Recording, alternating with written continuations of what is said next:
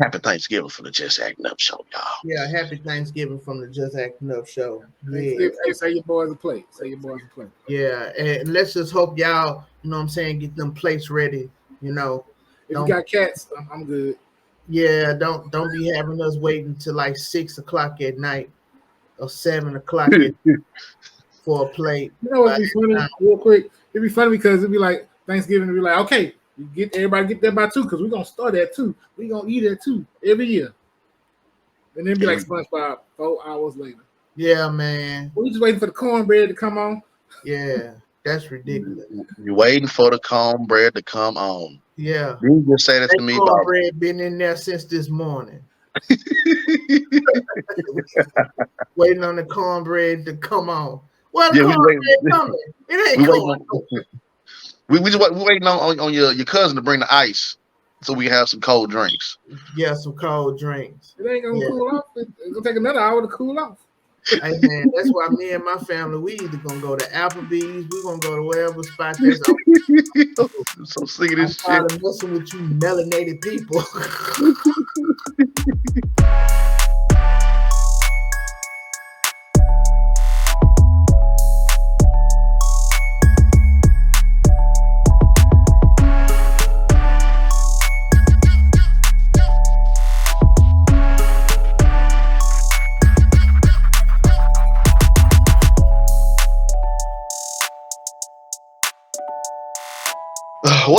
What up, ladies and gentlemen? Welcome to the Just Acting Up Show, ladies and gentlemen. That Thanksgiving is coming up, it's creeping up on us, ladies and gentlemen, and we getting ready for it.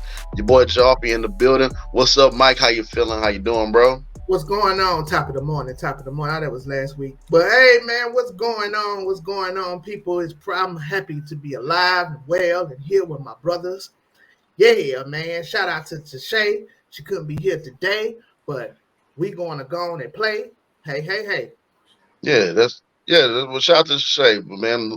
Many blessings to her. And Chris? Huh? Oh. You all right over there? I'm just making sure I got everything together before Thanksgiving. You know, like because I was traumatized as a kid. You know, one Thanksgiving, like Thanksgiving, you ready to eat the good meal and all this and all that, and well, this happened this one year. Greens, potatoes, tomatoes, lamb. No, y'all keep going. What was it? Greens, beans, potatoes, whatever y'all was saying. I bet you won't leave this house without cleaning that living room next time. Now you got nuggets, McDoubles, fries, sauce, drinks, you name it. Or whatever y'all talk about. But anyway, I'm about to go eat at your papa house. And you gonna sit your ass right here and eat this. Can you bring back a plate at least? No, you ain't getting no damn plate. I told your ass. We only got one drink. What about my friends though? Boy, shut the hell up. I don't give a damn about your damn friends. Why ain't they mama's cooking? And so that just really stuck with me to make sure the house is together before Thanksgiving. So I'm just doing my check, just making sure everything good because I don't want no McDonald's for Thanksgiving. That can't happen. Oh well. I don't be highly upset, man. Oh well. Oh man. We were sad that year. I almost cried. Make sure you do your chores. Still not cleaning. What you talking about? Still not gonna clean. What are you talking about? Well, Mike said I'm about to go to Boston Market. I'm about to go to Luby's. I am. Luby's can't do it like Big Mama though. Luby's can't do it like Big Mama. I know, right? No, they don't. That the extra tiny onions and all that, like Uncle Phil. We got a great show for y'all. You know, entertainment news, sport snooze. We're gonna talk about what goes on in all that aspects. So y'all don't go nowhere. Stay locked in to Just Acting Up Show. Let's get it.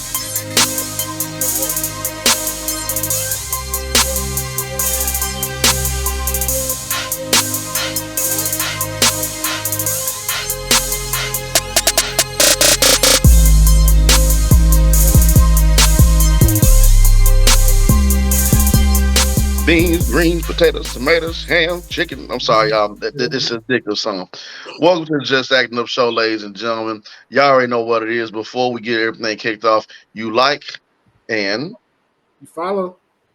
And subscribe. Please. and please share as well.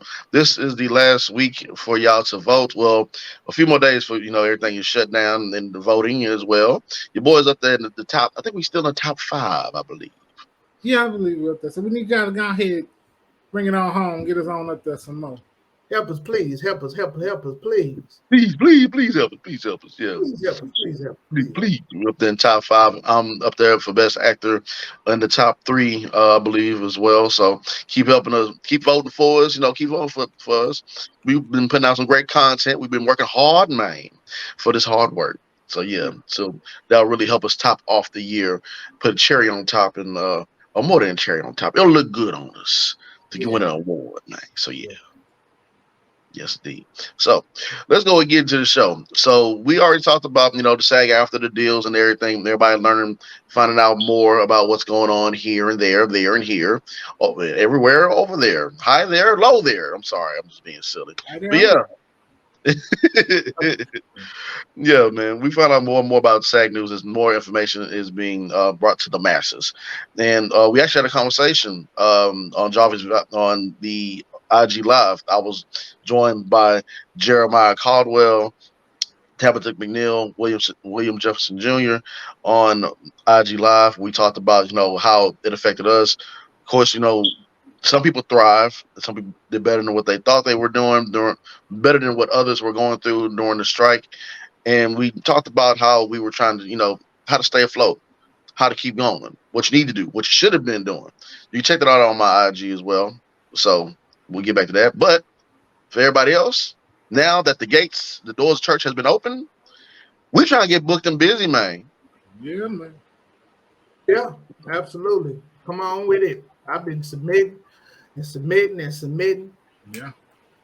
Like my boy James say, submit and forget. Yeah. So, yeah. Definitely. I've been submitting as well. Did a few auditions this week as well. Mm-hmm. Right before the holidays, man. Oh, sorry. Whoa. Yeah. This thing's some sad sorrows, man. They've been rough out here for people that's been for SAG after people. But yeah, like we said, hearts and prayers to everybody who, went through a lot, through some struggling hard times. That was on the picket line, and now that the gates are open, the doors open, we trying to be booked and busy. We trying to get back to work. I'm seeing a lot of people start to flood our timelines with work that that they've been a part of because we couldn't promote. A good people couldn't promote their stuff. Yeah. Mm-hmm. And it was cool to see that, We got a lot of ground to make up as well too, and I know that what Terrence Howard did, he did an interview, and I know that kind of like scared a lot of people. I know it scared the hell out of me, but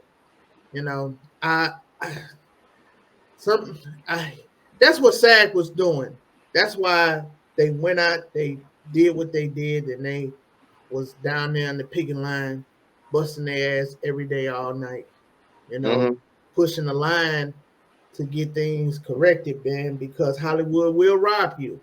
And I hope Terrence Howard does get the rights for his character that he played on Hustle and Flow, because that's just ridiculous. Come on, Paramount, y'all got to do better than that. Yeah. And I'll say this because shout out to Davion. We talked about that as well too, because when we saw that clip, and I was saying, you remind yourself about Jason Weaver's mom when he did The Lion King. Yeah. And he sang for it. Now she was shout out to his mama, because his mama she did was that. Mama was clutch. Mama says that's my baby's voice singing and doing the voice. And y'all got this set up to where you don't get paid one lump sum. Nah, I need all of it. Every time this song is played, she worked out a deal. Yeah, and I think a lot of it has to do too. Shout out to Rob. One day we're gonna get Rob on the show. He helped me do the commercial in Oklahoma for the OK Lottery. He told me, man, he broke it down. He said, man, they want you. They need you So you come in there with already knowing your worth. You know, it's okay to come in there as humble. Yeah, okay, thank you, thank you, thank you, Mhm. thank you, Jesus, for a job. I thank you. Yep. At the end of the day, bro, it's a business. Mm-hmm. So they want you. So you got to act accordingly and come in there with a business mind. You know, if not, you're gonna look at it on the outside looking in, what you could have done. So that's just a fruitful thing. Yep. And also, real quick, shout out to Giovanni Cruz that we had on the show as well, who told us about, hey, don't be afraid to ask for certain things, because like she said as well, like your buddy Rob said, hey, they ask for you. So if you can give me these certain things so I can perform my job well, hey, let's make it happen.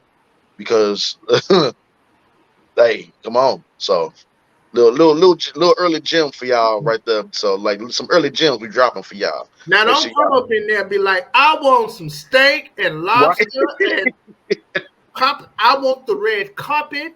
I need it all. Need I my want to sit right next to the director. What was that, Chris? Say, I need my drink shaken, not stirred. Yeah. I need a man just to hold an umbrella. And I will only drink water from the lakes of what Chris used to say? Minnetonka. Yeah. Don't be go there like the man, like the Just Act No Show said. I need to demand for my. No, wait a minute now. You come in there and step out like Spice Adams, put that leg up in the air. I need a band following me at all times because I deserve my own theme music. I know, right? The man for the wrong thing. All right, they gonna fire you real quick. Keep on. You got ask for the things. Ask for the things that make sense, that works for you, y'all. Not don't be asking all these crazy. Yeah. Boy, y'all gonna get fired. Yeah, y'all gonna get fired. Yeah. Oh, I don't want to eat no sandwiches during lunch. And no I guess you ain't gonna eat. Nah, I want steak and lobster. Like, boy, all right. Oh man. So other than that, sports news. Man, Mike, what's going on in the sports world, my brother? Thanksgiving coming up. Well, let's break it down here. Okay, so once again, sports news. Here we go. NFL drama, the highs, the lows. Of course, we are creeping up on, if I'm not mistaken, week 11. Boy, time goes by fast. Joe Burrow is hurt. Deshaun Watson is hurt. Now, how this going to play out? $200+ million quarterbacks. Boy, that franchise is hurting. And I hope that first of all, I hope everybody end up healthy and everything like that. But once again, the NFL is a business, so you can't say that this doesn't affect their bottom line. But it is what it is. That's the NFL. And hockey. Do we watch hockey? Is hockey that popular? In some people do. In some areas. It depends on where you're at. Not in the South. Yeah. And shout out to the young lady. She becomes the first black hockey player. I didn't get her name, but I will talk about that on the show as well. And the NBA is booming, moving right along. I did have a problem with the in-season tournament, but it's actually gaining a lot of ratings. And so everybody's playing well. The Rockets lost last night against I want to say, somebody, but we lost. We beat the Kings, and then we lost again we broke our winning streak. But long story short story long, this is a very serious topic, and I'm going to touch on this real quick. We got to talk about Draymond. Draymond got a problem. Draymond has an issue. Draymond has an issue with keeping his hands to himself. And it is getting out of hand. It is getting ridiculous. This man has a problem, and we got to stop. I think Draymond one of them people that, like, if you was in the club back in the day and you accidentally stepped on his shoe, he'd be that one. Like, oh, you stepped on my shoe. Yeah. He'd be the one that really can't take the places unless you got bail money or something. But we really got to start talking about Draymond. Oh, a matter of fact, we lost against the Clippers. So the Rockets lost against the Clippers. It was a tight game, 100-106. But, hey, man, that's Mike. You're going to see Chasing Wins with your boy, Mike. Tune in to my show. Where do they tune in at? On YouTube. Eventually, I'm gonna get it everywhere. Thank you for listening. Oh man, yes indeed, yes indeed. Appreciate you for that, Mike. And Yeah. also, once again, we're gonna tell y'all happy Thanksgiving. Y'all go up in there, y'all eat. Don't be going. Well, I can't tell y'all what to do. I know what I'm gonna do. It's going down. So, but happy Thanksgiving, everybody out there. Y'all please be safe. We'll touch on this a little bit more later on in the show. But happy Thanksgiving for the Just Acting Up show, y'all. Yeah, happy Thanksgiving from the Just Acting Up show. Yeah. Hey, say your boys a plate. Say your boys a plate. Yeah, and let's just hope y'all, you know what I'm saying, get them plates ready. You know, if you got cats, I'm good. Yeah, don't be having us waiting till like 6 o'clock at night or 7 o'clock for a plate. You know what'd be funny? Real quick, it'd be funny because it'd be like Thanksgiving. It'd be like, okay, everybody get there by 2 because we're gonna start at 2. We're gonna eat at 2 every year, and then be like SpongeBob 4 hours later. Yeah, man. We just waiting for the cornbread to come on. Yeah, that's ridiculous. You're waiting for the cornbread to come on. Yeah. You just say that to me. Cornbread been in there since this morning. Waiting on the cornbread to come on. Well, the cornbread coming. It ain't going. We waiting on your cousin to bring the ice so we have some cold drinks. Yeah, some cold drinks. It ain't gonna cool off. It's gonna take another hour to cool off. Hey man, that's why me and my family, we either gonna go to Applebee's, we're gonna go to whatever spot that's open. I'm so sick of this shit. I'm messing with you melanated people. Hungry sitting in your living room. Now we gotta talk to everybody. You still talking to man? Don't talk to me right now. Yeah, man. And spades is not that serious neither. All right. No. Spades is not that serious. Okay. And that auntie that be having Tupperware bowls, you're wrong, man. You're wrong. You pull up to the spot with Tupperware bowls, you're wrong, bro. I'm gonna say this right now. I ain't picking up nobody either. So in my car, I'm not picking up nobody, dropping nobody low. I know, right? All of a sudden, you need somebody to come pick you up. What was you doing all the other 364 4 days of the year? I'm not picking no. You got that one cousin that stay in like the trap. Well, yeah, boy. I know that one, yeah. Yeah, I remember, boy. I ain't going over there. Well, hey, you on your way? Yeah. Hey man, pick up your cousin on well. But they be shooting at? Well, all the people that ain't from Houston, there's certain apartments, boy, we stay away from. I know one on the north side especially. What? How about you walk out of there and meet me by that gas station? Your cousin bring the casserole. We need him to come over, bring the casserole. That's dirty anyway. I don't want no casserole. Goddamn casserole. I want no goddamn casserole. We got enough. Dish, it ain't a mainstay. I'm all right without it. Right? Yeah, good, fam. I'm straight. We have enough. We have enough. You keep it out. Ah, dang. I don't even know what I put my. Hey, somebody else got. I can't find the keys, y'all. And I ain't got no gas money. And you know what? Be honest with you, I'm not saying bye to nobody on my way out because I don't want nobody to do. No, I'm ducked off. Well, that's a whole thing itself. It take I got a big family, so it take about a half an hour just to say goodbye. Yeah. Yep, you sure right. I'm just randomly give everybody hugs and handshake. I ain't gonna say, what's so good? After that, no. That ain't gonna work, bro. Because you had them conversations and be like, "Hey man, I'll be seeing you, cuz." And y'all get in a conversation that you sitting right back down. Yeah. That's like an hour later. And then you say to yourself, "Damn, I'm supposed to get up out of here." You be at the door holding your plate for about 30 minutes talking still. Like I was leaving 30 minutes ago. Yeah. Man. Yeah. We got time for it. We ain't got time for it. My wife tells me all the time. I say, baby, I ain't gonna stay up in here long. And then before you know it, I just stayed in there too long. And we get in the car, she said, I thought you said you weren't gonna be there too long. Well, if the bike having a good old time drinking with a cigar in his finger.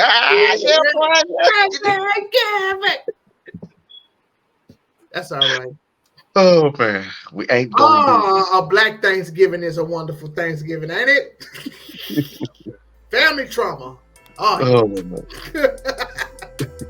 All right, y'all about to get to the Critics Corner, so don't go nowhere. Just Acting Up Show.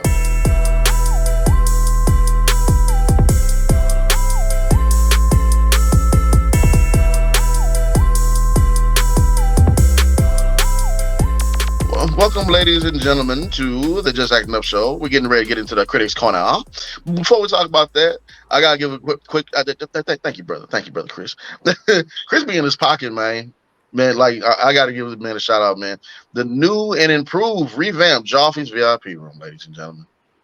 Look at that right there, shining, shining, shining. Brother number one.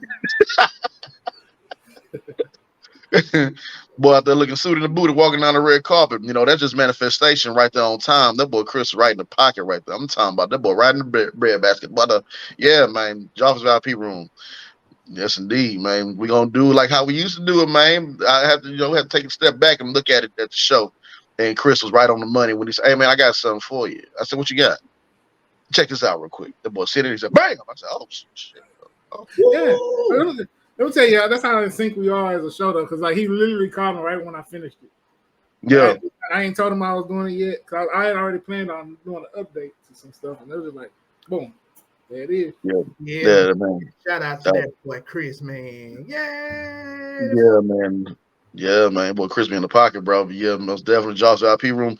We'll get back to that and more. Like I said, we'll be breaking down your favorite shows, favorite movies.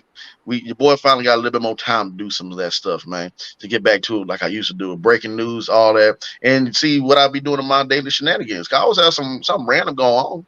I got so much content to upload, man. It's time to upload it. And also with the acting class and all that too. So you're gonna get more of that and more of the Joffrey VIP room. And I just might get back into playing some video games. People love that concert right there. When it was Joffrey's game room, that was like a little added plus right there. They said my commentary was hilarious, especially when I get killed in these video games. So, but anyways, neither here nor there. Joffrey's VIP room, ladies and gentlemen, get ready. It's coming to you soon. So, with that being said, let's get into this real quick. Let's talk about it right now. The boy P. Diddy. Take that, huh? Hey man, the brother is talented. He has a certain eye for some things. I give the devil, I'm not I give the credit where credit is due, man. Man, he has an eye for certain, eyes of talents and everything. But you got to call it like you see it, man. Yeah. You clean that something got cleaned up quite quickly with Cashin, man. You got to clean up quite quickly. Well, let me pull out a disclaimer. Here at the Just Show, everything is allegedly. So allegedly. But it's kind of hard. But everything is allegedly. He did pay that last night in the wee hours of the night. He settled. Yeah, he settled that faster than that right there. Boy, what? He settled that fast. Like my income taxes don't even come that fast, and that's supposed to come straight to the card. Man, I'm talking about. He wants y'all to forget it quick. With the utmost quickness. I mean, she came out, said what she said. She was letting everything out, and you know how it is, social media. I think it was one thing for her to say it, because that makes it allegations and possibility of everybody's innocent until proven guilty, right? But then when you start having the Kid Cudi situation come out, he talked about the car blowing up, and then members of Danny Kane came out and said, spoke on it, and other people. And they're just like, yeah, this could have been like a whole nother like Bill Cosby type situation getting ready to brew.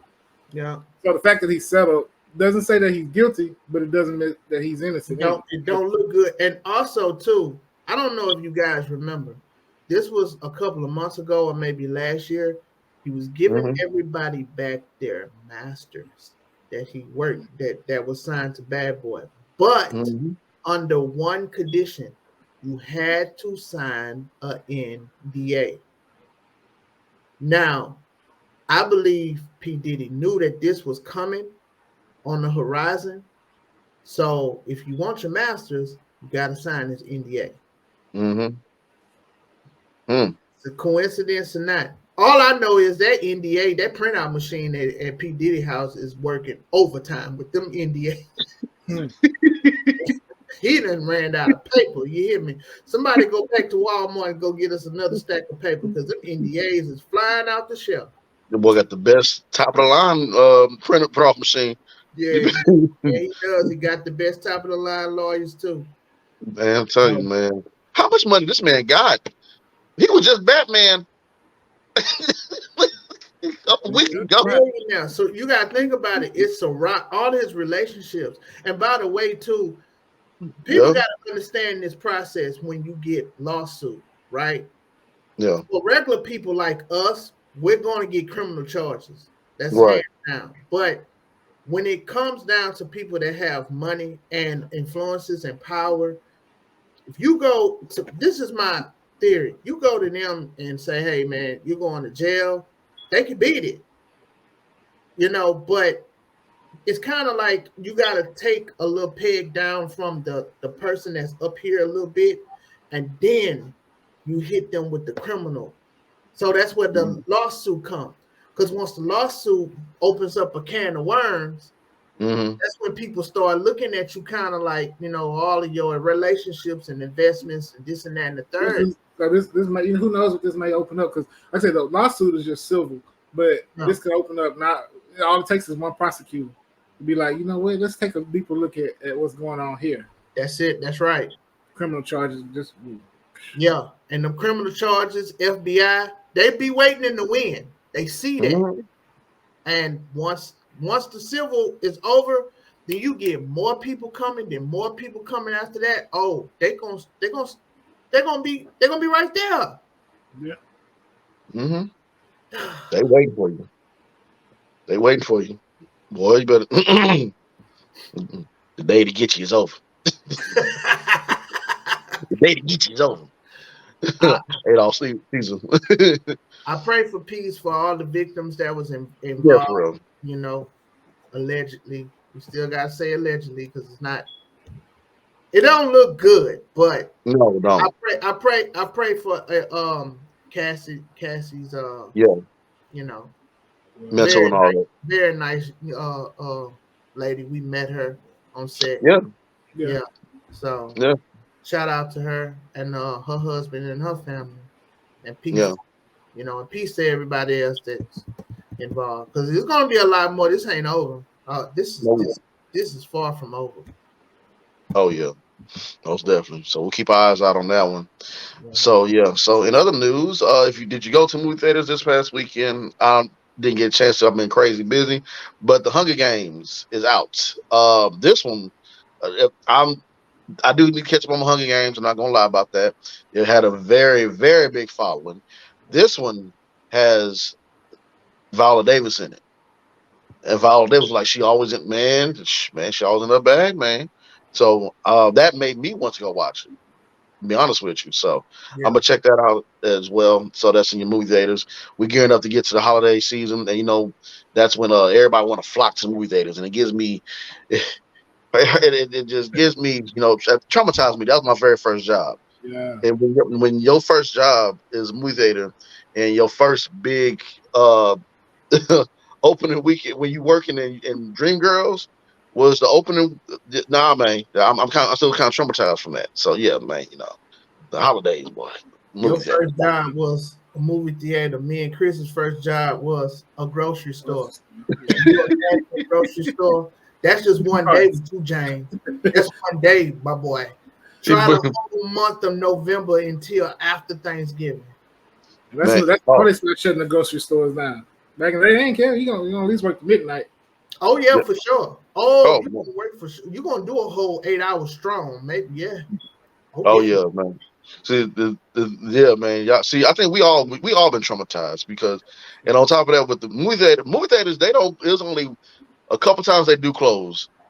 And during that time, we did not close during the Christmas or Thanksgiving. We keep the party going.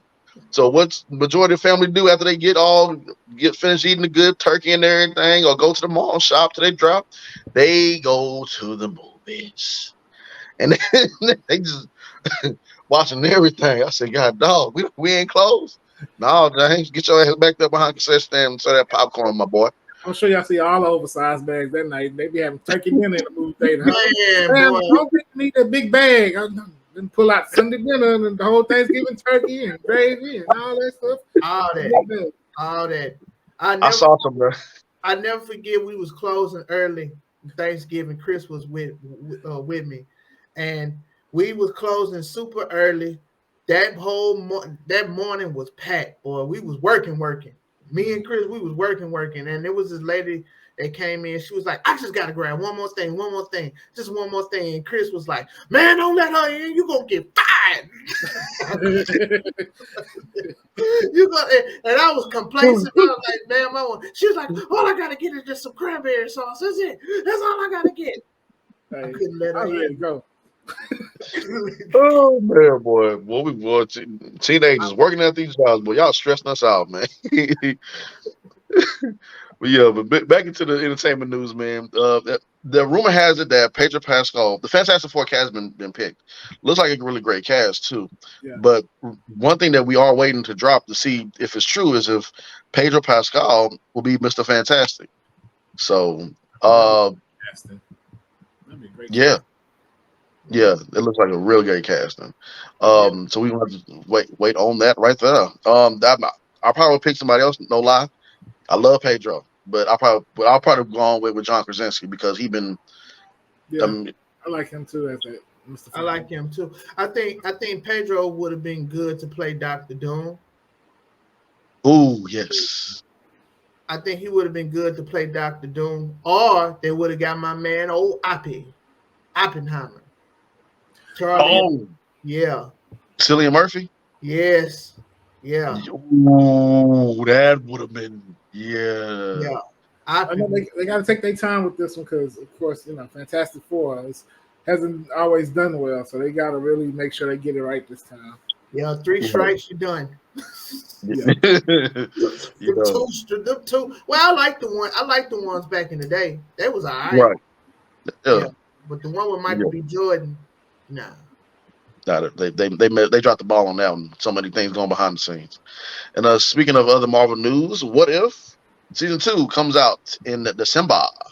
So What If was actually really, really good. It was really good. I liked it. I enjoyed it. Yeah, it did. Yeah.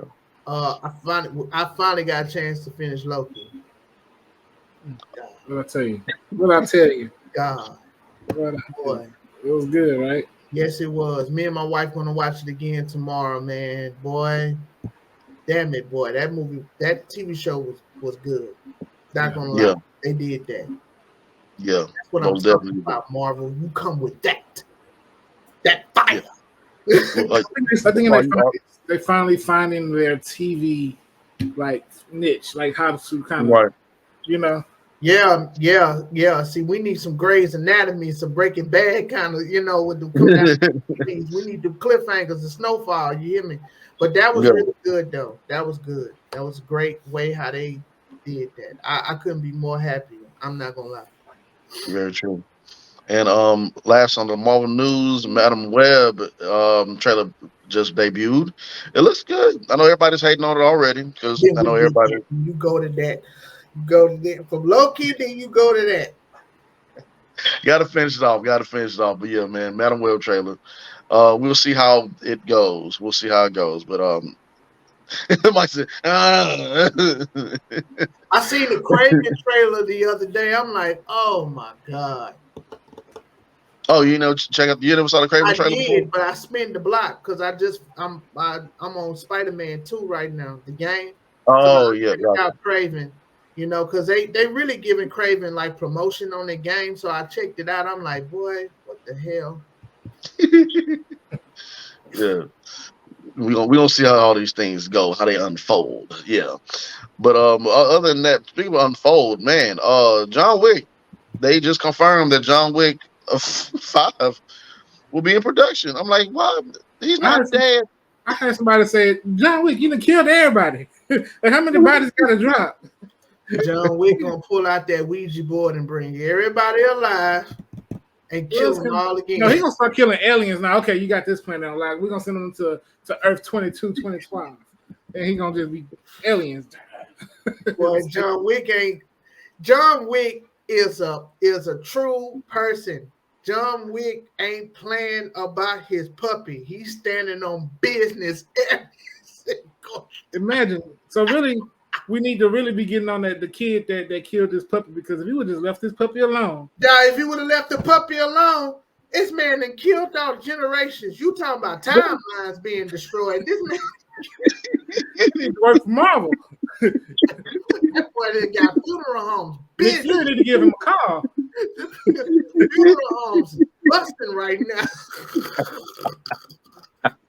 You talking about giving families something to do on a Saturday morning, man. Oh man, you just sitting there chilling. Here come good old John. Like, damn, dog, what I do to you, dog? But, man, boy, He's standing on business over that puppy. ain't he? Leave people alone, bro. Y'all stop it. But yeah, man, John Wick. Not just the anime is in production, but also John Wick 5 is getting ready to get started filming as well. And not only that, but I'm excited about this. I know Mike is too. Just got word that The Last of Us, they're gonna start filming in January. So talking about Pedro Pascal earlier. I think that's another reason why they like, hey, we gonna need Pedro to finish up some of this stuff to get him ready if he is gonna be Mr. Fantastic. But yeah, The Last of Us, man, I'm looking forward to it. Man, we don't want to spoil it for Chris because I know Chris hasn't played the game, but just Chris, I'll let you know we'll let you find out and see what happens. Yeah. Pedro is booked and busy for real. Yeah, man. Yeah. And happy for him too. Happy for him, man. I don't know if they're not doing no more Mandalorians, right? I'm not sure. You know, John Wick coming back, spinning the block on Generations. So hey, they might come back out with a with a Mandalorian. Why not? But yeah, man, hey, The Last of Us, I ain't gonna lie, I came in skeptical, but was not disappointed at all. That was a great show. A great show. Good show. And I can't wait. I know it ain't coming back until 2025 probably. Womp womp womp. Yeah, they try to go ahead, film this, get it knocked out the way. Man, you booked them busy, brother. You booked them busy, man. So yeah. But other than that, of the news, man, we got Tyler Perry, man. Now, Maxine's baby. Maxine's baby. Boy, I tell you, Maxine's baby. If you are in the film industry, chasing the dream, in a creative, you definitely want to watch that Tyler Perry documentary. It is so good, so inspiring. I mean, had me over here in the bar last night, just like, oh, I wanted to call my mama at the end.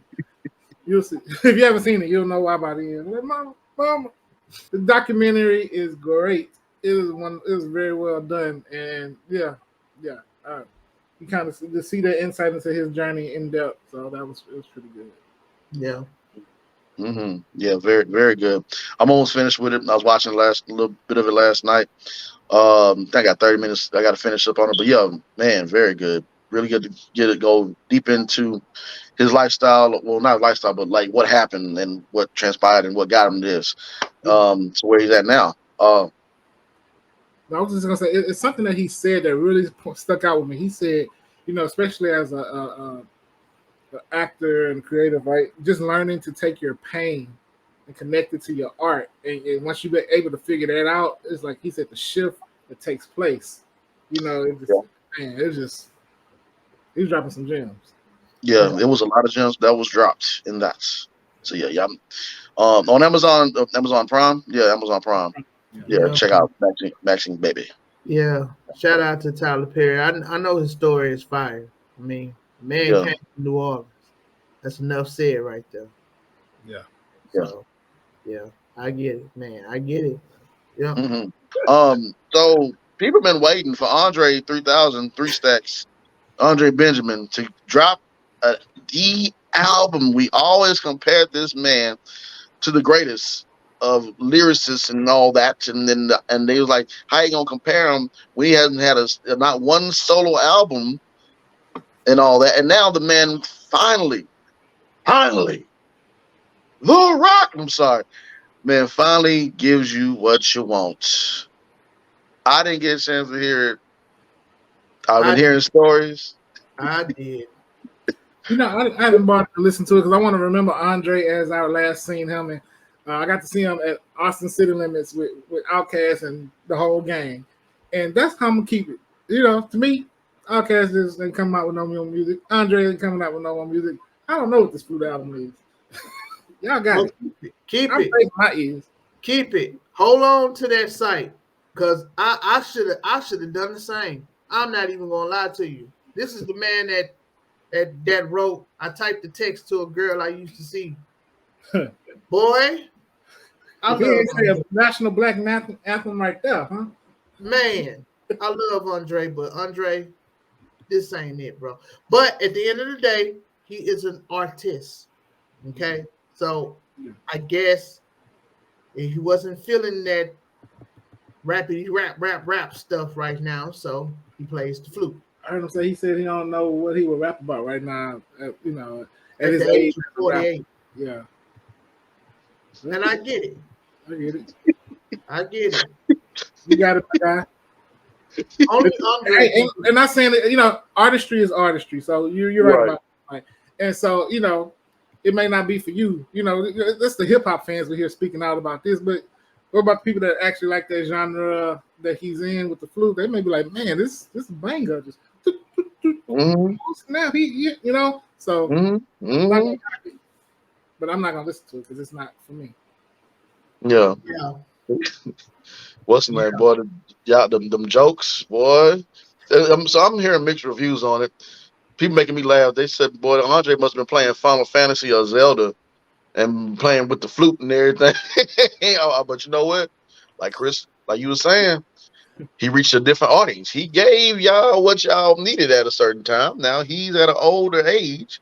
And, you know, when you're young, you want the beer, you want the Crown Royal, you want this and all that. You drink with your friends.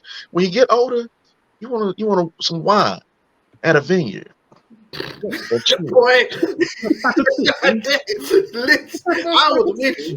I was with you, okay?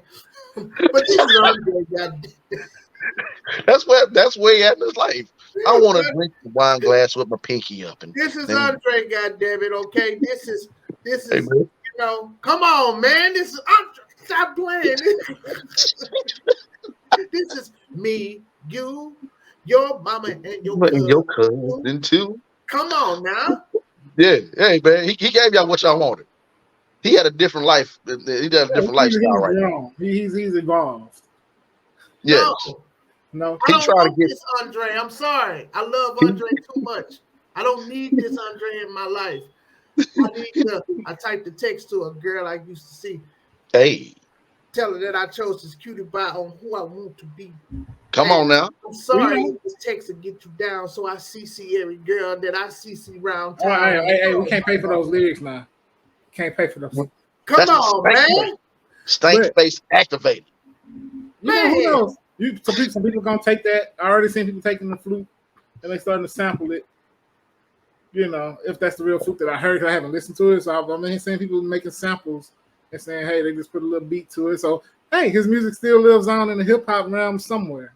But you know what? I'm not gonna lie to you. The first song, it is a snapper for 5 minutes. Then I got it. Okay. And maybe, who knows, that may be his way of introducing the hip hop community to a whole new art form or to a whole new, you know, genre. You know, like, I mean, just saying, I'm trying to think outside the box. I'm trying to think like Andre right now. Like, I'm just going to introduce the hip hop crowd because I know they're going to check it out just to see what it is. Just saying. Let me go back and something different. And you know what's so crazy was the song titles. Like track 1 was named, I Swear I Really Wanted to Make a Rap Album, but this is literally the way the wind blew me at this time. That's track 1. That's the name of the title. That's the song title.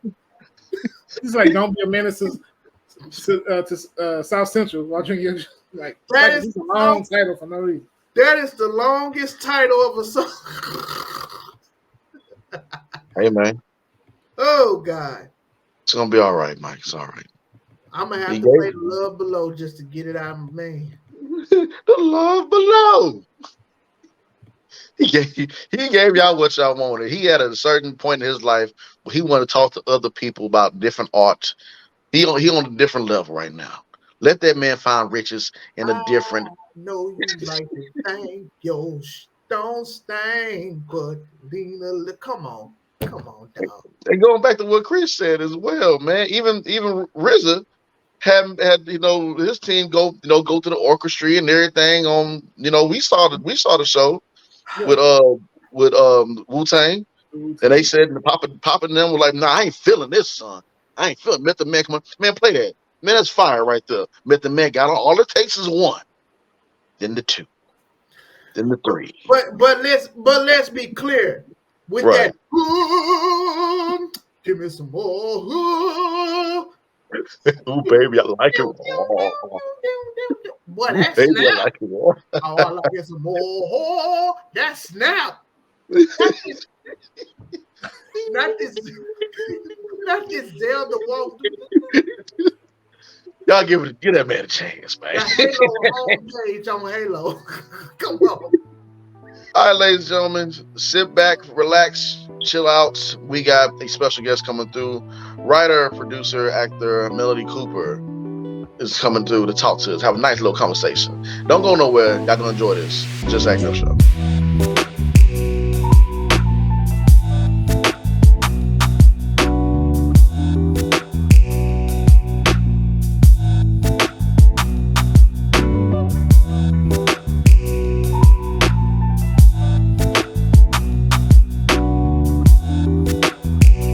All right, ladies and gentlemen, we have a special guest here on the Just Acting Up Show.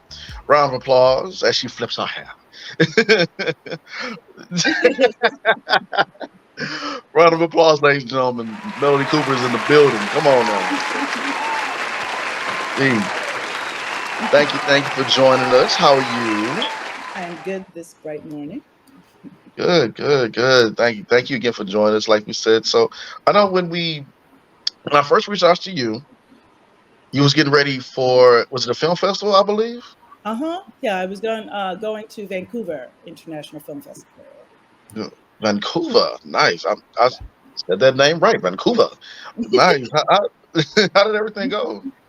It was good. I executive produced this short horror comedy called Hide Your Crazy, and um, Mm. and it had a great screening. It was a really good festival. Yeah, and then we went to SCAD Film Festival in Savannah after that, and that was even better. So yeah, it's great. Share with us how you started off acting and transitioned to the field that you're in now. Oh, that's a good question. I started out, well, at first I wanted to be a dancer. So I studied with Dance Theater of Harlem just as a, really young. And then I thought, well, dancers have to stop dancing at a certain age, and acting, you can act your whole life. So I was in New York because I'm originally from New York. And I started acting in New York. So downtown theater, there's a theater called Target Margin, and so I was doing all this. I was doing Shakespeare, downtown theater, and loving it because it was. But see, the thing I didn't love was I wasn't making a lot of money, and Mm. there weren't that many great roles for Black women. So I transitioned to writing off of that because I wrote a play about this woman, Lucy Parsons. She was like a labor leader that nobody knew about. And I said, oh, I read about her. I said, no one's ever done a play about her. So I wrote it. And I'd never written a play before. And it won all these awards. I was in it. They did 2 productions in New York. And then they took it to Miami and somebody else did it. And I said, wait, I love writing. And that's how I started out. And then I started writing feature films because I love movies. I watch movies like 24/7, and that started getting traction. And I got into something called New York Stage and Film, and I wrote a play about Rwanda, and that was very deep because I got a grant to go to Rwanda, and Mm. I'd never been to Africa before, Mhm. and of the countries to go to, because the genocide, the history of the genocide there was what I was writing about. It Mhm. was both the most difficult thing I've ever done and the most beautiful thing and the most beautiful place. Because the people there, we were talking to the students people who were children when the genocide happened and had witnessed their families get killed. So you can imagine. And it was just, the people were beautiful. The experience was very deep and spiritual. And I wrote a play out of that. So that's, and a film director saw that play and invited me to LA, said, you should be writing film. And that's how that is. Okay. Love it. Long answer. No. We Great. love it. No. No. We always have guests come on and say, I know it's long, I'm long. Like, no. This is about you. They gonna talk to us, see us all day. This is your time. So thank you for sharing that with us. Yes. And now correct me if I'm wrong. The name Hanel Culpepper. Hanelle. Okay. Yeah. How much of a help or inspiration was to you? Did you got to shadow her at some point? Mm-hmm. She was great. I met her. She won an award from a women's film company organization, and I knew that she had directed Star Trek because I write sci-fi and horror. That's the thing I love. So I know she works in science fiction, and I was like, oh, I have to meet her. So I'm usually a little bit on the shy side, but I said, when it's something I have a passion for, doesn't matter. So I went up to her and I said, look, I love your work. Would you let me shadow you, on a set? And she was working on the show called Nosferatu, which is it's a horror show.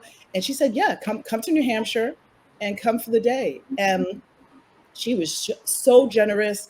I literally shadowed her. Like, I was a fly on the wall during everything she did. The actors asked me to run lines with them. She made me feel so at home on that set. And everybody, all the executives who visited the set, they just raved about her. They were like, she is amazing. She's the shit. She's wonderful. Everybody loves working with her. So it was great to be to be watching another Black woman work in her element and so well, and to learn from her. Yes. Mhm. I've directed 2 short films. I'm directing another one in Brooklyn next year. And so I'd like to direct more. And so it was important to be able to do that. Yeah. Yeah, that's beautiful that she let you come in and shadow her and everything, and that she was able to like be there and just learn and absorb and everything. That's Yeah. not everybody is so giving, and that's great that she was giving like that. Yeah. To you. Yeah, and she's not, I don't know what, she didn't even know who I was. I think it was just the way I approached her, and I told her a little about me. And I also sent her one of my scripts. So I sent her one of my sci-fi scripts, and I think she just thought, look, she's really committed. So it was very nice of her. Do you think it helps a director or writer more when they work with actors and shadow them and everything? Because like I know you said you start off with dancing then acting, and does that help you like really connect more to the people that you work with? 'Cause I think it does. Absolutely. How do you feel about that? 100%. Because the more, I always tell people who Mhm. are like, well, I'm a writer. I said, have you ever directed? Have you ever acted? Take an acting class. Because you don't understand. Like, I can write dialogue that actors want to say because I've been an actor, because I know, well, I want to say those lines. And I read every script top to bottom out loud. Everything, action lines, dialogue out loud. Even the features, because it makes a difference when you hear it. That's why table reads are good. But for you to know, and for me to direct on set, I didn't know I'd like it. I loved it. And it helped me hone all my scripts, because I'm like, no, this doesn't make sense. Now I know. It's like you do the editing when you're writing, when you understand what the camera is going to be seeing, and and you should be sitting in the editing bay, both, for sound, for the picture edit, because then you're writing in a way that's going to help all the crew, everybody going to be working with. You're smarter about what you write. And it helped when I was on set for Law and Order SVU and for Power, for Force, because the directors I worked with, they knew I was an actor professionally, and they said, oh no, you talk to the actors. You talk to the actors. And I learned later that is not usual. Usually they don't want the writers to talk to the actors. They want to have that relationship, but because they knew it was an actor, they were fine with it. And I could talk to them. They asked me questions about, intention, what the beats were, and I knew that language, and so it helps you, definitely. Yeah. Nice. I think that's the first time we ever heard that before. That a director steps into going to acting school and seeing it in a different in the actor's way. But that's good though. Yeah, because that's half the battle being a director. Yeah, Because it is. you hire your Mhm. crew, you have a great, for me, it's a great DP and great cast. Right. And people who, and if you have to be able to express your vision as a director, if you can do that, Mhm. and you have those people behind you, and you know how to talk to the actors to get the best performance out of them, that's like 75% of the battle. Right. Now that the Mhm. writer's strike is over, the acting strike is over. Hey. Um, what? Because we have a lot of people that we know that went through it. How did you handle the 118 days? This Oh wait. no, it was more than 108 for writers. It was 100. What was it? 148 days, Oh 46. wow. Yes. Yeah. Well, I work primarily as a writer now out here, so it was hard. It was hard, but what made it easier was to be on the picket line with some of my favorite showrunners, Mm-hmm. to be on the picket line with fellow writers and actors joined up. I still get my SAG check for the for the TV shows I've done, so I'm kind of between the two worlds. Um, but it was hard. It was hard. Um, we had to support each other, and that Mm-hmm. was the way to get through it. And not having income was really hard. So people were relying on their savings. I know people had to go home, leave LA. Um, it's tough, and it will be tough still because the shows aren't a lot of the shows, even though they went on break just because of the strike and should have started up again. They haven't all started. They a lot of shows got canceled. Mm-hmm. DC show just got canceled. In my opinion, some of it is probably punishing us for having gone on strike in the first place. Yeah. But yeah, so it's gonna be tough, I think, until January. I think that's when we're going to see things pick up a little bit. Okay. Yeah. Um, Let me ask. So, is horror one of your favorite genres? Yes, Okay. yes, So yes, now, yes. now you were acknowledged as one of the many Black women writers in horror. Who are a few others that you think should be acknowledged that we should know about or be on the lookout for? Oh gosh.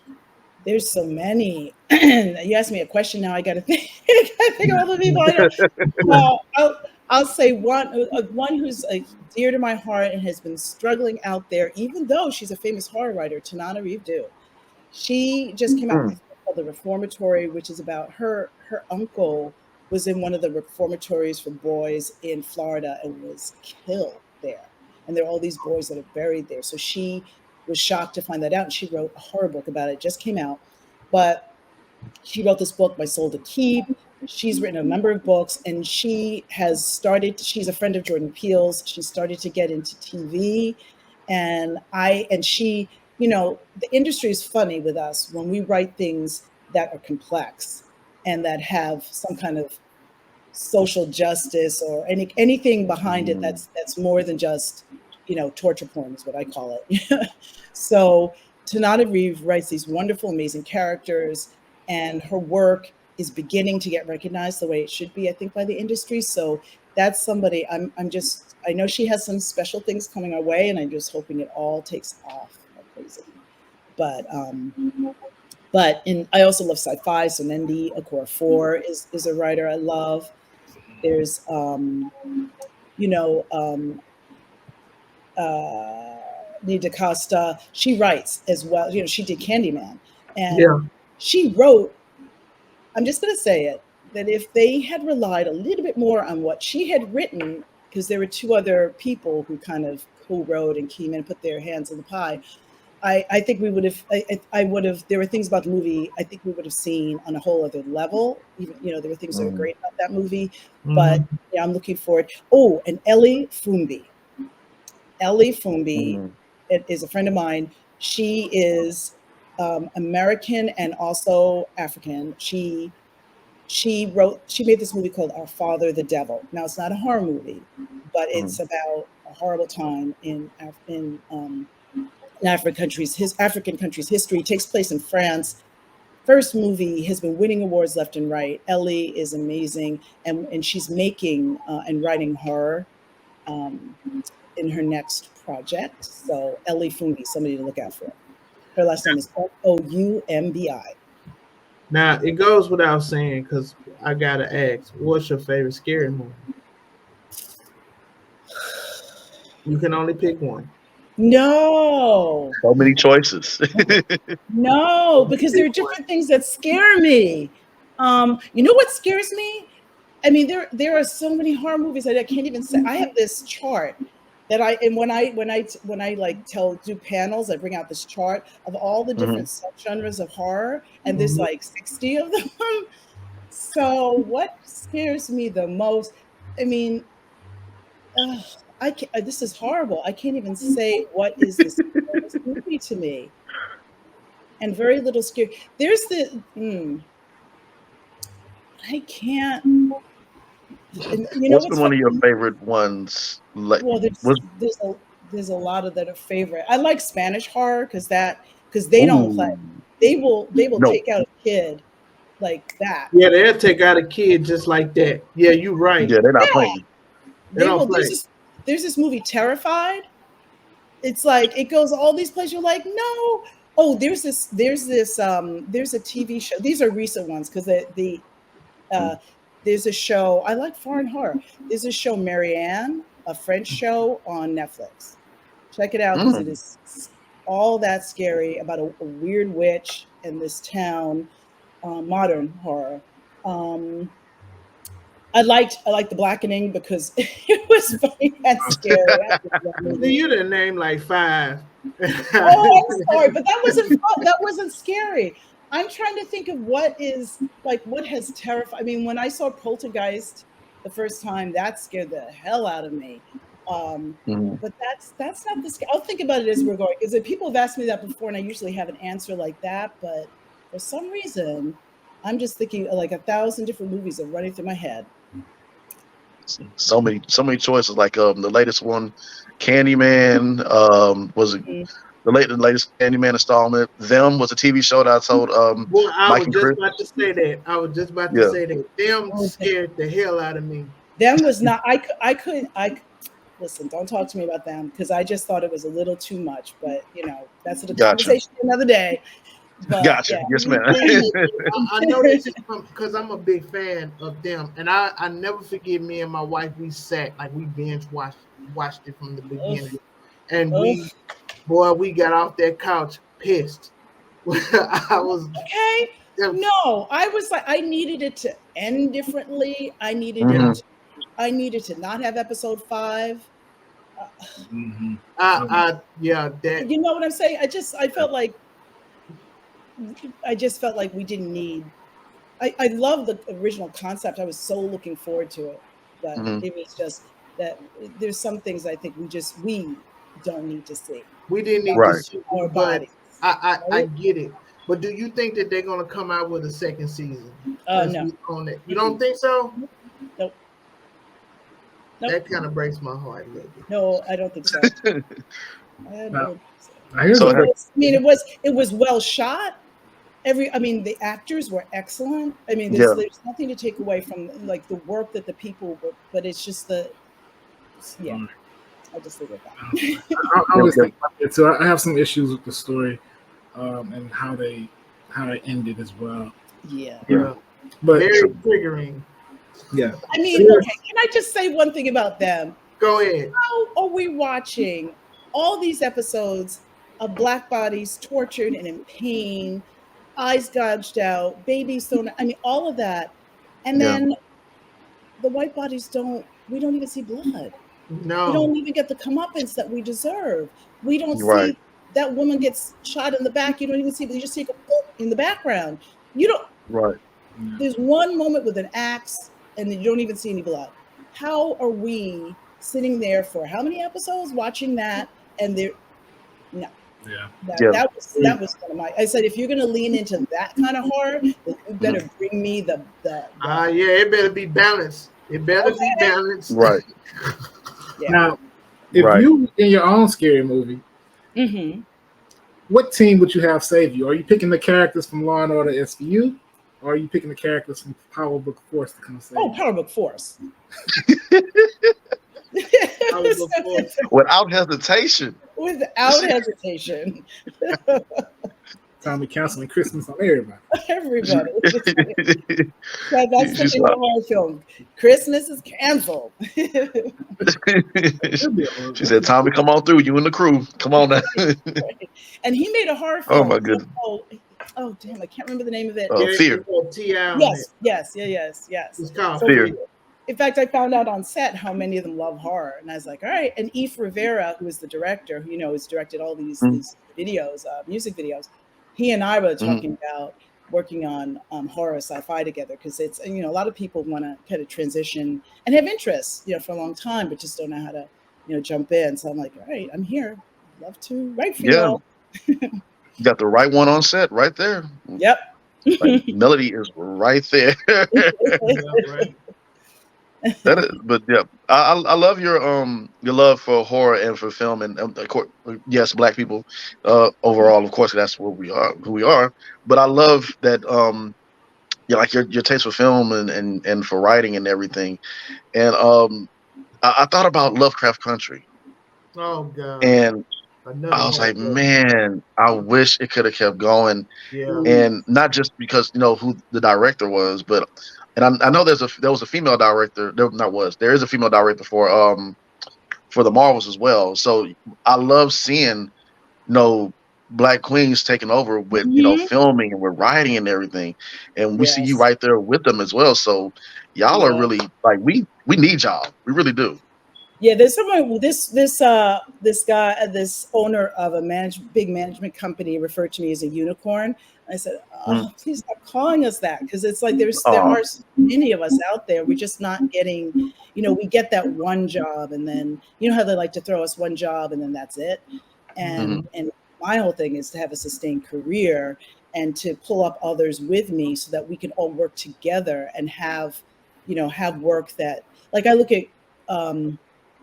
I'm going to forget his Cord, Jefferson, who just made American Fiction, and he was working with Watchmen and transitioned to directing and writing a feature, and just the ways in which we can continue to grow in our careers and support each other.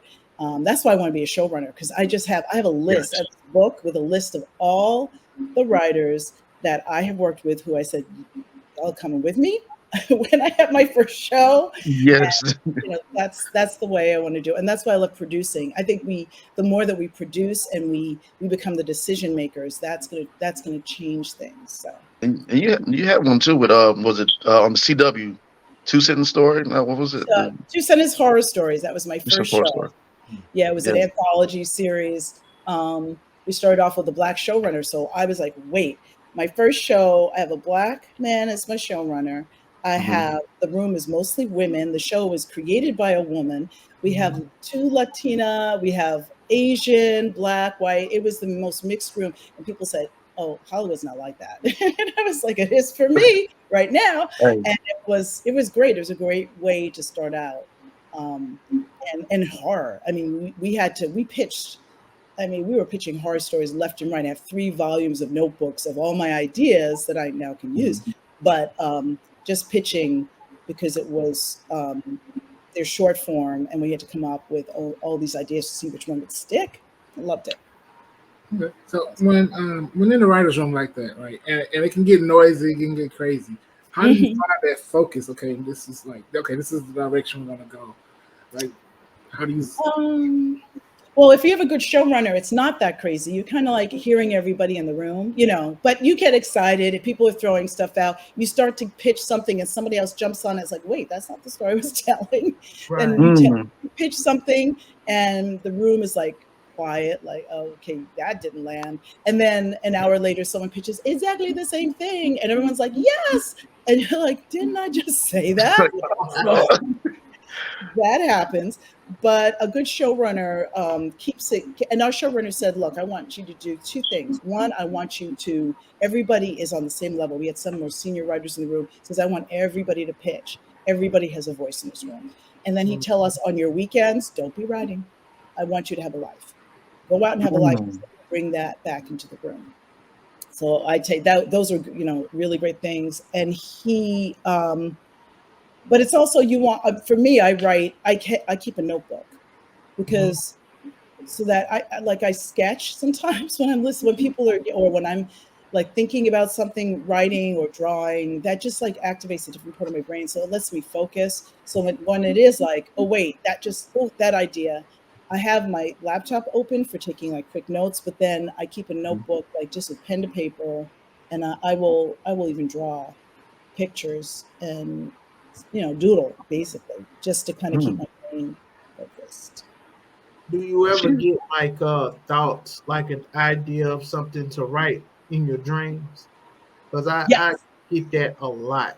Oh, well, my episode of Two Sentence Horror Stories that actually got they submitted it for an Emmy was about something that I have. I have paralytic dreams. And if you ever had that where you're sleeping and you can't move, but you can Right. Yeah. hear, Yeah. okay, I have that. You know, like what scares me in a movie? Any movie that has a paralytic dream because it can't even bring them on. Sometimes I get chills just talking about it. But there's a show called Evil on television, which I love that show. I don't know if you've ever seen it. You need to see it. The woman has paralytic dreams, and this creature comes out, and I had a paralytic dream that night. I could watch the show for 3 months, but we incorporated that into the episode about two sisters, two African sisters. One of them gets sick and has to go into this hospital where there's this creature that sucks the life out of people. Oh, wow. And the other sister turns to Shango and turns to African religion for protection. And it's called Beji, which means twins in Yoruba tradition. And we use paralytic dream that she is like hit by a paralytic dream in the episode is a kind of terrifying thing.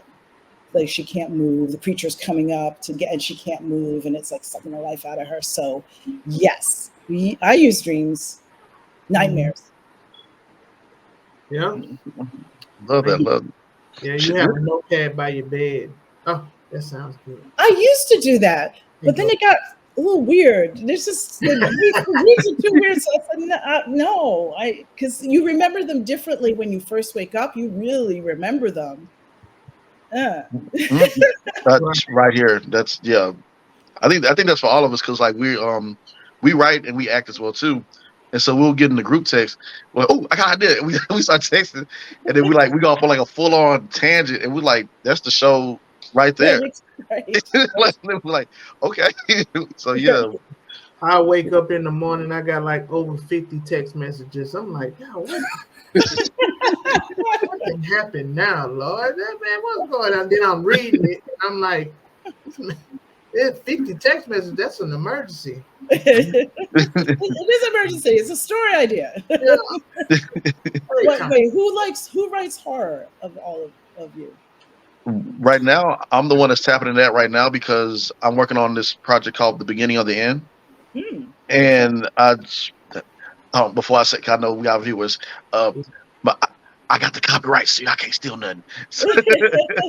But I've had work that was I've had work lifted, so be careful. yeah, I had to say that because I know viewers be like, oh, let me get the, but yeah, but yeah, I call it The Beginning of the End because it's I've been working on it like since I was in college when I first really started going for acting. And after my second stage play, I started seeing the people who around me were talented. I was like, first it was going to be comedy, and I was like, nah, let's take it a step further. And so my love for zombies and infection and for the apocalypse, and I'm like, okay, I took that, sprinkled in some comedic things right here and there, and I was like, I got to make it stand out than you just regular zombie infected thing. And I was like, okay, what about if I say, hey, the guy who made the infection also has the cure for every disease and disability known to mankind. And so that takes it up a step further with the intensity and what goes on with others. And so I'm like, okay, that's horror right there, because my character is battling cancer, but also is fighting for, fight the infected. There's other characters that are fighting for that somebody might have leukemia or Parkinson's disease. And that one character who claims he has all the ingredients to cure you has that. So Mhm. now it's a like find this guy, cure yourself, don't get bit, and get the hell out of town. And the government and everybody else gets involved, and that's one of the reasons why I call it the beginning of the end, because we know for a fact they have the cure for these things. They just don't want to share it with us. That's So like sci-fi horror right there. yeah, sci-fi Yeah, horror. Yeah. nice. You should see, if you like zombies, Black Summer. Have you seen that? Oh, Yes, I love that. That was scary. yes. That was I scary. took I took inspiration from that, Resident Evil, and a few other things. The Last of Us. I took inspiration from all these zombie and health related things and wrapped it into one. To Mm-hmm. where I get, you get your close people that that you work with and people that are talented and bring together, and Yeah, that's yeah. what I brought. So yeah, Nice, nice. And it's is it a feature? yeah, a two-parter. 'Cause, Okay. I want it to be a series, but the way how our acting career is going, you never know what's going to happen with what we get booked with as far as just Mhm. strike or whatever. Yeah, And the yeah. way how mine is going, it's like I want to put so much time into it, but you just don't know what's going to happen. So you do as much as you can with Mhm. the time that you have until we get there. Yeah, Then yeah, we're like, yeah. hey, I have this, and they're like, Yeah. okay, let's Or even make a it. limited series, because you could do like Mike Flanagan does with Fall of the House of Usher, Midnight Mass, Right. and the first one, the Haunting of Hill House. Those are have some scary scenes in them, and they also a lot of moving scenes. But limited series is like great for her, I think. Yeah. Nice. Yeah. So that's the aim right there. So yeah. So Cool. well, I'll be having that horror right there with you. I'm right behind you. Right? I say the more the merrier, the more of us. Because it's like that thing. It always stresses me because I like Black Panther. It's like, oh wait, people want to see black people as scientists Right. and heroes. What? And it made a lot of money. And we should have had so many other movies behind that. And I was Right. actually hired by Netflix to write a feature that Mhm. is it's an African fantasy. So it's like if Black Panther wasn't Marvel, but it was like Africa, like a fantasy Africa. And I love, and it's based on these books, Beasts of Prey by this woman Ariana Gray, who did an amazing job. She's written 3 books. I think she's on the third now. And it's like, Netflix is, I don't know if we're now with the strike, we'll see if it's going forward. Thankfully, the producer is the producer of Hunger Games and I, Tonya. So he's a major producer. So if Netflix doesn't go forward, we'll take it somewhere else. But it's like Mhm. those kind of stories. I just wish we had more of them. Yeah. Yeah. Absolutely. Yeah. Absolutely. I was gonna say I love that you said that too, because I was recently in a Western movie, Oh, and Westerns. it's independent, but I love it, and the story and everything. And it was only a handful of us on set, and that's beautiful. And the rest were Caucasian, some Mm-hmm. Indian, some, but the majority was white. Mm-hmm. But we get some people that was like, we can do cowboys. Yeah, we just did the Harder They Fall. Um, we Our just, history, we have been cowboys in real We've life. been yeah, cowboys. We've been outlaws. Yeah. Thank you. We've been, yeah, Buffalo Soldiers. That we haven't Yeah. even had the right kind of movie about them.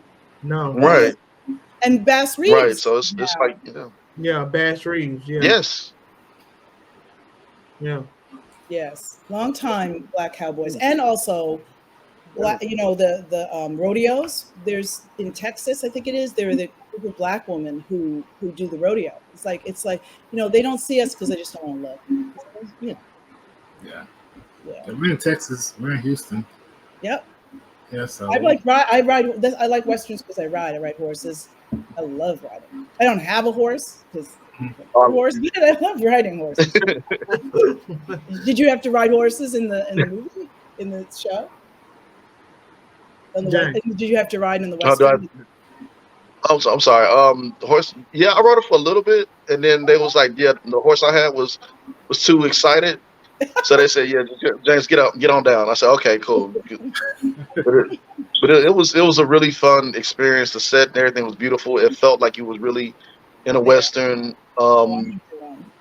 Yeah, it Oh, was now really beautiful. I love it. you inspired me to write a western horror. You should. Yeah. That'll work. Yes, yeah. A Western Hall. yes. Please do. Okay. what are some of your best advice that you can share to anyone To that's in actors. this business? You know, that's Oh, starting off. Any writers, young yeah. actors. You know. Um, well, whatever you do, for me, I write every day.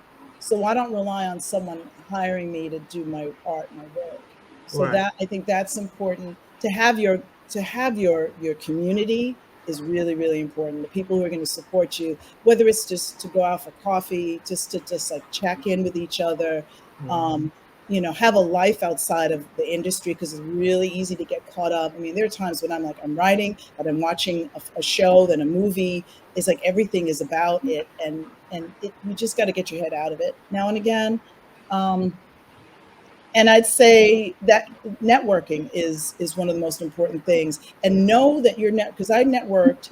Man, there's this woman who's because I've worked with. I sold a show to Netflix with Will Packer, and it's a genre show, and I got that opportunity because I had someone gave my script to one of the managers in Will Packer Productions, and she met with me, liked me, and I just kept sending her updated emails over a period of 2 years, just letting her know this is what I'm doing, this is what's happening.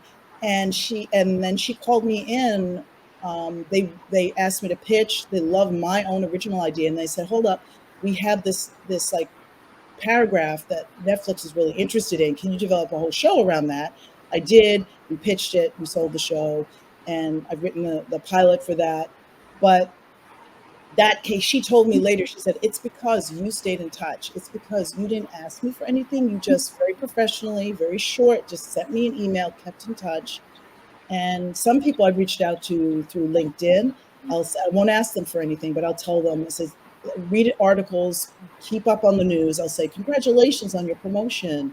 And I love the work that you do. I write sci-fi. I've won this award. You know, Mhm. really would love to connect with you one day. And just leave it at that and see. And you'd be surprised how many people want to help. Um, that's that's that's the main advice I give. Those that networking for yourself and then for your work. That's everything, really.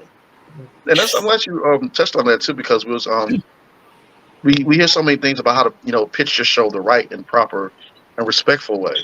So thank you for sharing a bit of that. But how would you go about doing that? Because I know me and Chris we try to pitch some things to Netflix as well, and Mhm. they were saying they gave us a whole.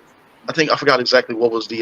It was a meeting where they got so many random up and coming writers, and they gave us a list of like right, look out for this, look out for that. This is the budget, that, and that, and Wow. it was so well written out to where how we could pitch it to them, but then they will say, "Hey, that doesn't sound like an original story." I'm like, "But that was my story." it was so weird. It was so funny, and I was like, "Okay." So Yeah, they put pitching because like pitching the feature from the book to my take on the adaptation of the book was like I just flipped through notes and I was just telling them what moved me and what set pieces, and they were like, "Great, write it." I was like, "Oh, this is easy." But Mhm. TV, trying to pitch TV to Netflix, they put me through my paces. It was a whole like very mhm. specific pitch. They asked me 1,001 questions. I don't know if you've seen. They have this. They've sent it out. They have this. Like 30-page document that they Mhm. send out that's how to pitch to Netflix. And it breaks, have you seen this? It breaks down everything, what they I look s- for, arcs of character. You've yeah, seen it. yeah, I So, see. and they're serious. If you don't pay Mhm. attention to that document, that may not work for everybody. Hulu doesn't do that. Everybody has a different way. But for Netflix, you better come with all the answers and all that, thought through. Um, so that, no, they were tough in that. And it's kind of, but I'm going to say that's more advice I give. That is an opportunity for you to hone your story, because if you can't Yeah. answer these questions, that means you have more work to do. And if That's you're writing out your pitch and you realize, oh wait, I don't have that, the second act isn't really ending on this, it doesn't have rising action. Wait, this character doesn't even have an arc, she's the same from beginning to end. Wait, I've got to fix that. So I see it. It's annoying. It might seem like a lot of work, but it helps. It helps. Everything helps. So, Mhm. Yeah. tedious work, but it means a lot when you pitch it to the right people, and it helps. Yeah. And also the other thing is, like, I pitched something. Talk about something from your life.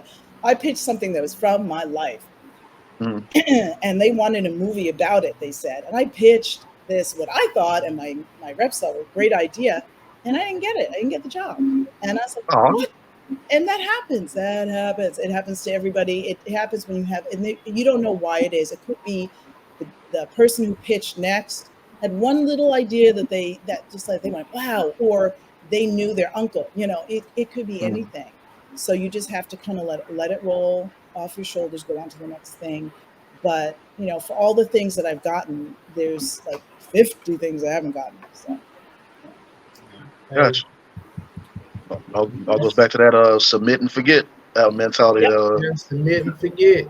Yeah, I'm like, okay, submit 10. Half of them might even get somewhere. Half of that will connect, and I'll get to pitch one, and maybe it'll happen. I always like divide, and so I don't get hooked on everything when you go through it, because it just doesn't.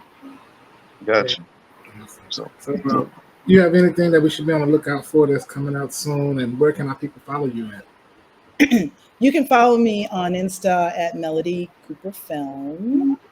And I have, the Force dropped, that our season is fully on Stars. My episode is episode 8, Dead Reckoning. And it's and so that's my latest. The film I executive produced, Hide Your Crazy, is going to be playing at Holly Shorts. So that'll be around soon. So that's in LA. So I can tell you when they decide the schedule for that. And we've been playing a lot of film festivals. mhm. And then that's probably all that's coming out right away. I have things that I'm working on. I'm developing a horror series with Sterling K. Brown and Oscar winner Terrell McCraney.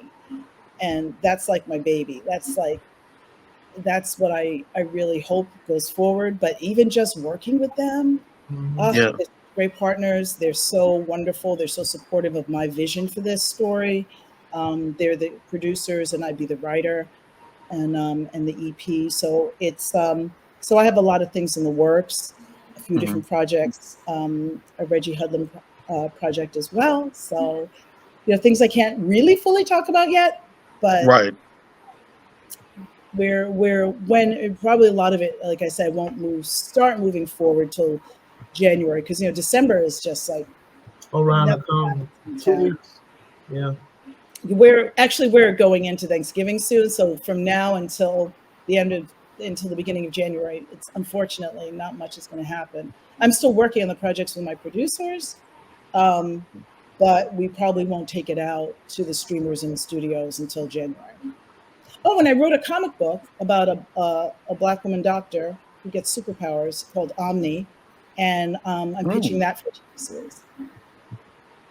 Nice. That sounds so that God bless you. Then I'm rooting for you, because from like I said, we write and we create these things. You just never know what's going to land or stick, and it's just so refreshing hearing, like, that's different. Like a doctor with superpower. I don't think that's yeah. I totally approve. Totally Yeah, approve. and I had never written comic books before. This Mark Waid, who is famous for Superman and all these others, was at this company called Humanoids, and he read my sci-fi script. So that's why you just never know. He read my Yeah. TV pilot, and he said, "I love it. Pitch me how you would tell the story," and he liked it. So he brought me on board. He connected me with this woman who kind of like I shadowed her. She taught me how to write comic books for my first book, and then she said, "No, you've got it. This is all you." And I'm like, "But." She said, "No, pushing the baby out the nest." And I love it. I've written something for DC. I've written for Noir is the New Black is a comic book of all Black writers and artists. But I have a sci-fi story in. So yeah, I want to write another comic book. So it's good. And it's IP. That's other advice. If you can create your own IP, short story, book, comic book, graphic novel, create your own IP so that they can. It's something else that you can sell. Yeah. Yeah. Okay. Thank you so much, Melody. Thank you for having me. I feel like I was just like, no. No. That's what the platform is. We want you to share. Yes. It was great talking with you.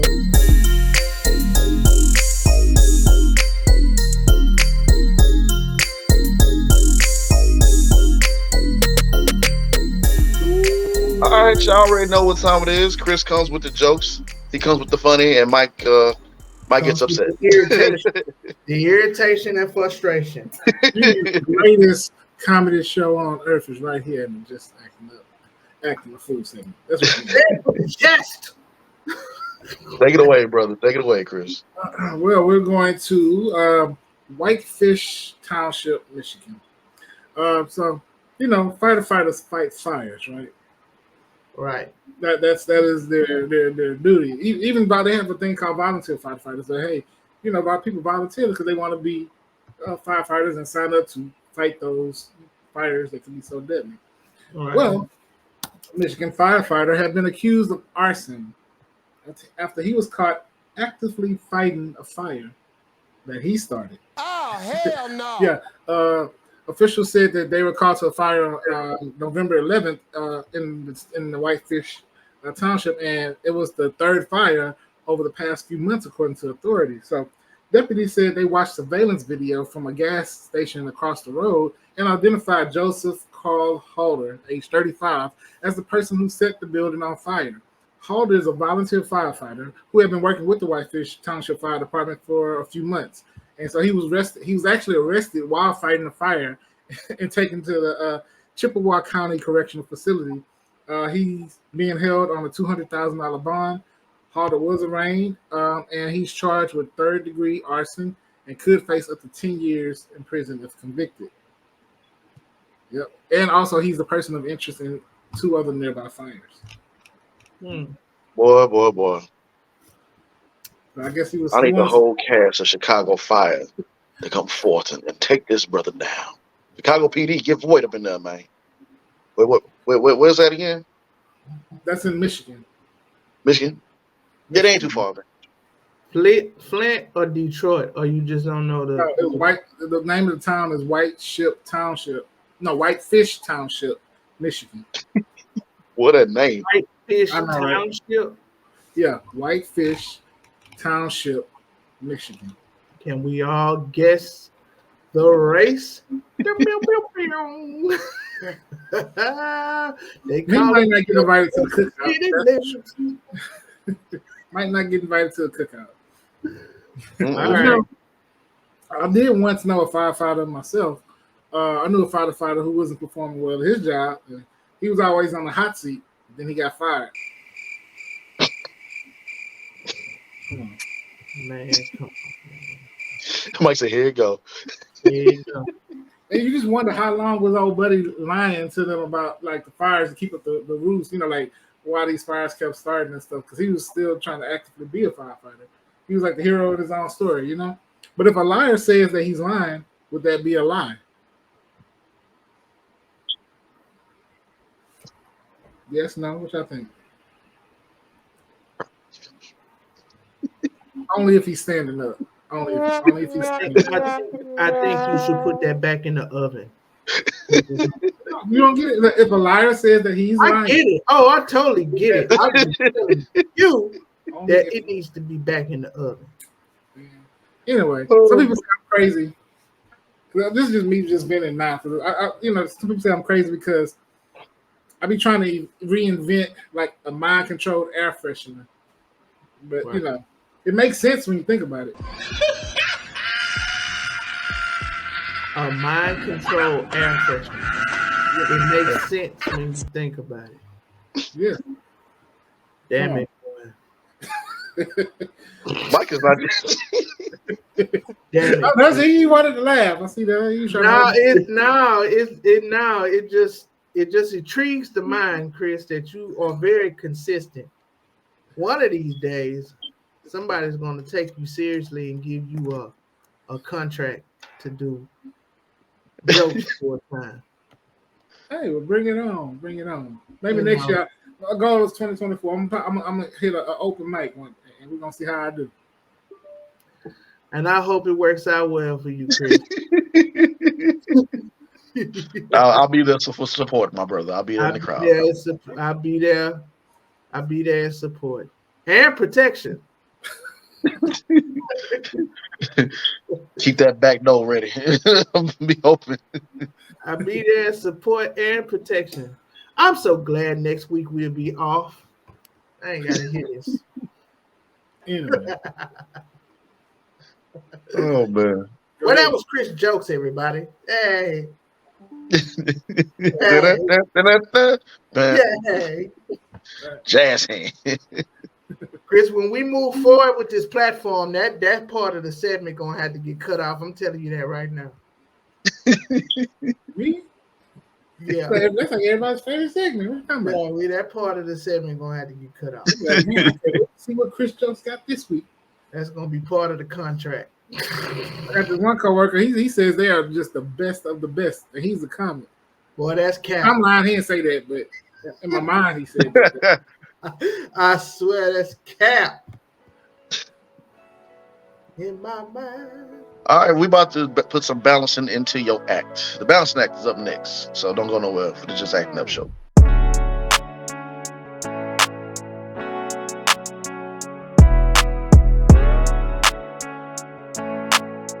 All right, ladies and gentlemen, this part of the show is called the balancing act, where we give you balance to your act.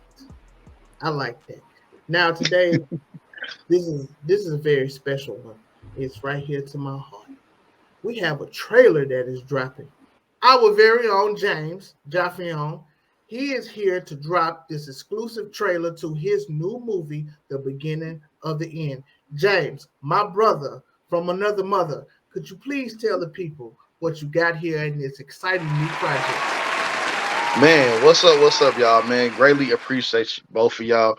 Just Acting Up show, all the people behind the scenes and on the scene helped me create this, the beginning of the end. This trailer right here, this is something special. I've been working on it since I was in college. And grew some more whiskers on this here beard. There's a little bit more grays up in it, but yeah, we got it done. We got this trailer done. And so after this is off to the races, get some things going, dot my I's, cross my T's. The beginning of the end about the spread of infection and also the humanity and the crazy people that goes on behind this. So all that and more, y'all about to watch this trailer. Let me know what you think. This project is very special to me. And don't just think it's about fighting infected. There's more to it than that. So without further ado, I'll bring to you the beginning of the end.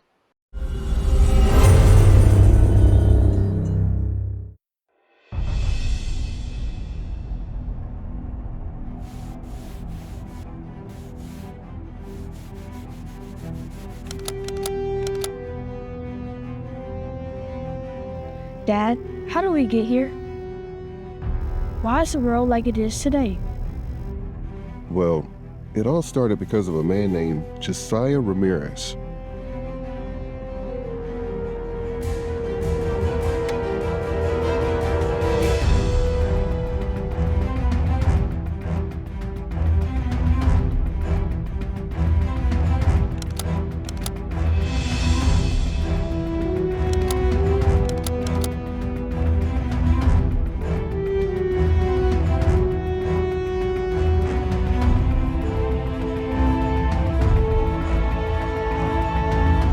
So he caused all of this? What about Uncle Miles? I heard he's responsible too. Hard for me to believe that.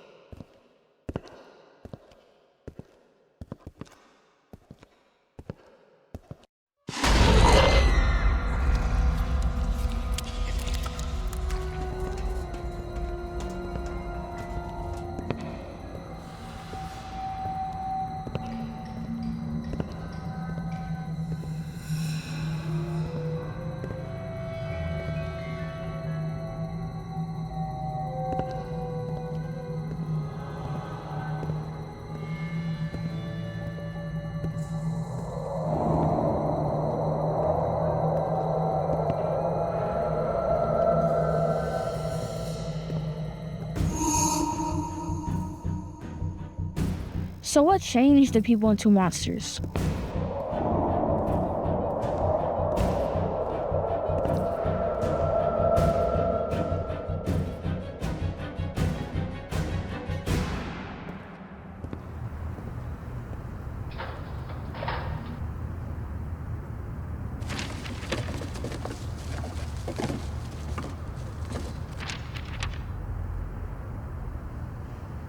Well, it's one hell of a story.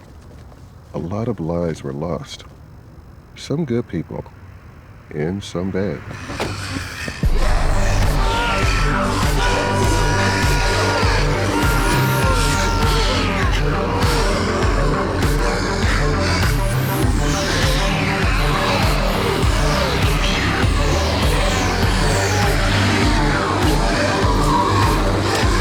Some were thieves who just ran out of luck.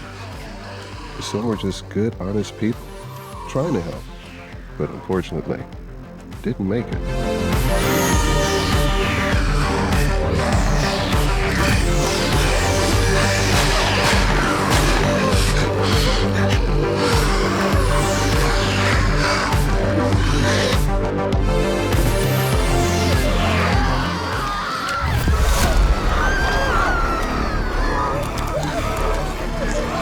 So the monsters ate everyone?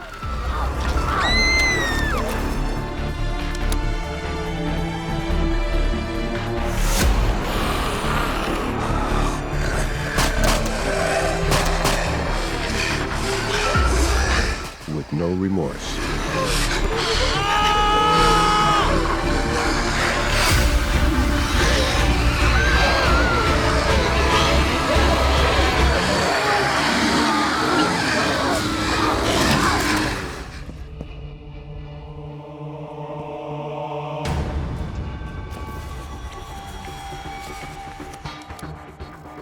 I heard there were ninjas stealing.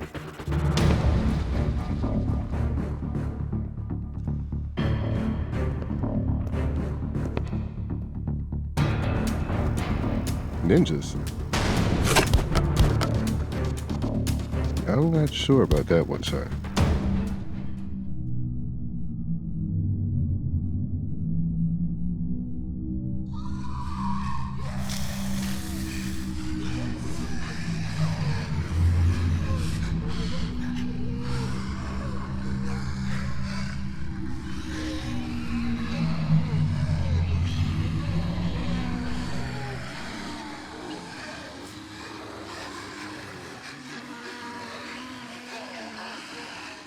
Didn't people use guns to fight off the monsters or help each other?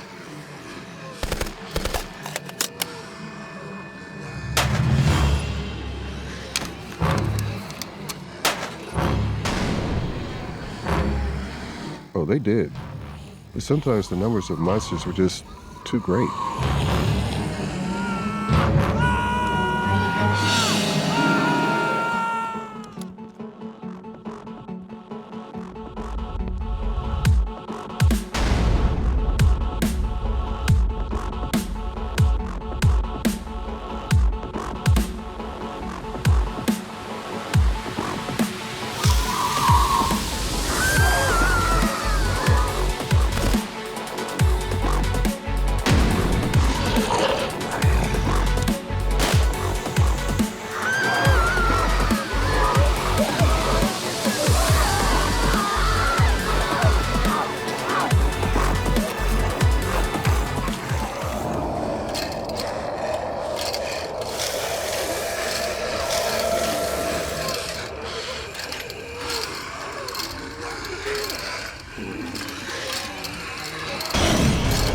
The monsters didn't seem like a problem for Uncle Miles. Trust me, there's something more to this story that you don't know.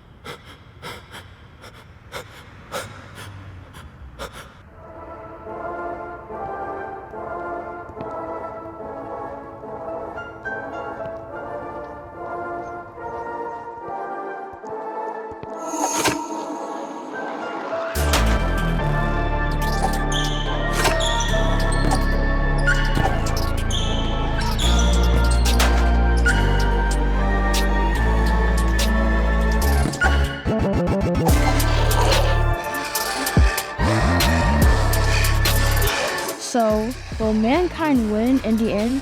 Only time will tell, son. Because this could truly be the beginning of the end.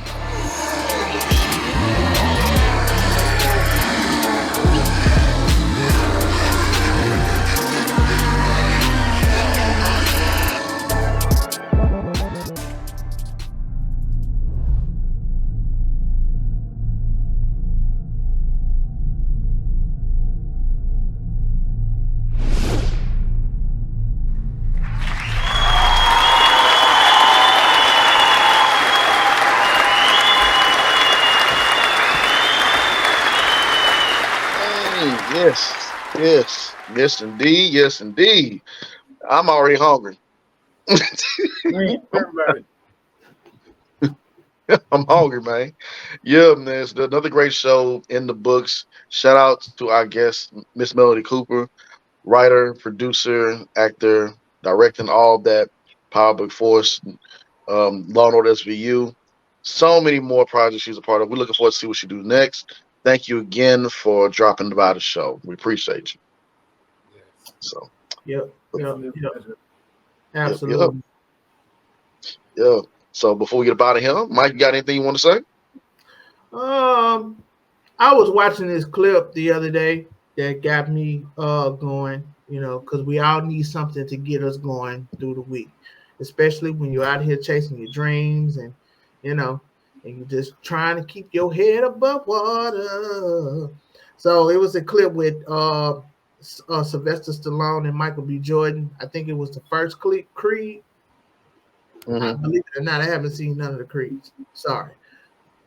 But it was the first Creed, I believe, where he's focusing on in the mirror and he's like, that is your greatest opponent. And it's yourself. So, we're at war with ourselves. And the things that happen to us, our past trauma, there's nothing you can do about it, but it is your responsibility. Your responsibility to fix it. That's it. Amen. Amen. Chris, take it away. So as we go into this Thanksgiving holiday, and everybody's showing gratitude, spending time with family and everything, remember to be consistent in your dedication to showing your gratitude to others. Gratitude is fuel, a medicine, and spiritual and emotional nourishment. Everybody needs it. So take that with you this holiday season, and hey, have a good one. Yes, sir. Well, great show, everybody. Love it, man. 25 lighters on my dresser. Yes, sir. Okay. Now, where the turkey? Where the turkey? Where the turkey at? Where the turkey at? Not turkey, turkey. That's that's when you about to mess it up. Turkey is over. Oh man, appreciate y'all for spreading them words of wisdom. Ladies and gentlemen, y'all enjoy your Thanksgiving. We see you soon on Just Acting Up Show. Peace. Peace.